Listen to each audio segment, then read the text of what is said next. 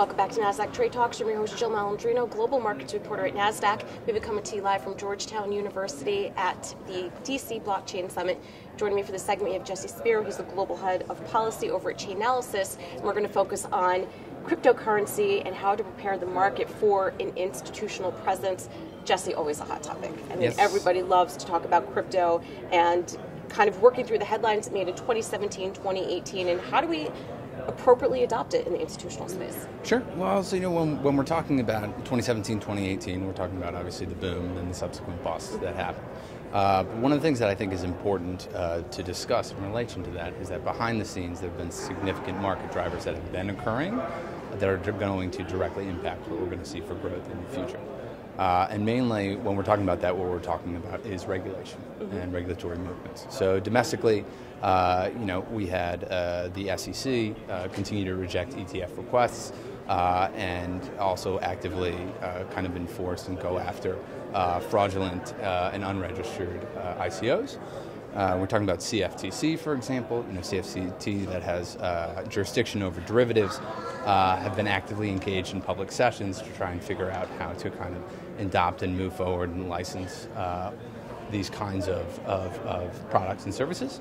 FinCEN is a great example where we've seen some kind of more formal, formal maybe isn't the right word, but Director Blanco at the Kent Block conference in Chicago in 2018 put out some remarks that can be construed as very strict directives in relation to how virtual asset service providers are going to be regulated here by FinCEN, that they have to register as money service businesses, and so in relation to that, obviously they fall subject to BSA reporting. They're going to have to file SARs and CTRs accordingly.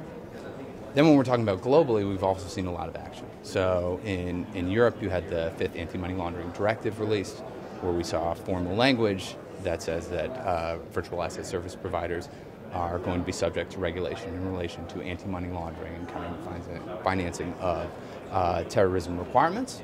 And finally, this is all leading up to FATF, the Financial Action Task Force, which is an intergovernmental body that has kind of great oversight in relation to compliance in these regimes, and what they look like is releasing their kind of formal standards and guidance in relation to regulation for virtual assets.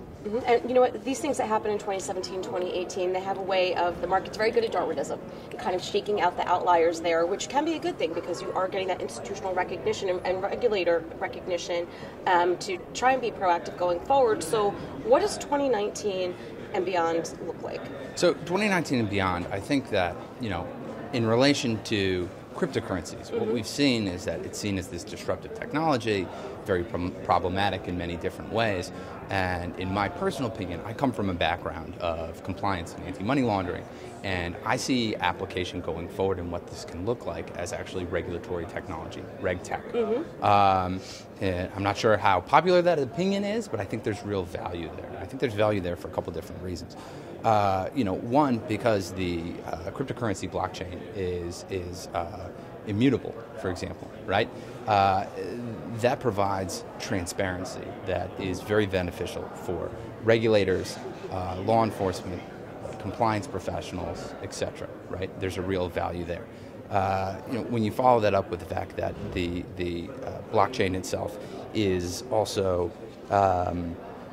lost my train of thought. I just want to go back with you on one thing where you were saying it is immutable, and that is the case. But I agree with you and think reg tech is a great area to be in, because there has to be some standardization around this, not even in the U.S., but globally. Because the fact of the matter is, and this happens with traditional asset classes, and it certainly can happen with crypto, there's always going to be bad actors. Yes. And you need to stay one step ahead. Yes. And the blockchain technology should hopefully alleviate and mitigate a lot of these bad actors. Yes. So I think you're 100% spot on when the regulators start looking at it from more of a reg tech approach versus kind of the way it's has been legacy-wise. So I agree with you there. I'd agree. There's the transparency on the one side, and then the fact that batch screening doesn't have to occur in relation to transactions. It can occur in real time.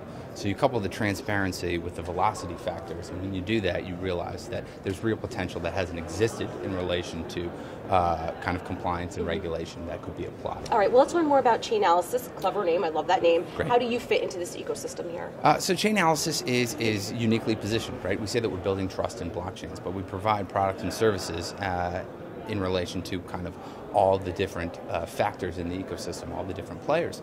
Again, law enforcement and regulators on the one hand, the exchanges themselves, and then financial institutions as well. So in doing so, we want to provide kind of bridging the gap in relation to engaging with them all, taking feedback from one place to another to kind of build out advocacy and what the growth is going to look like.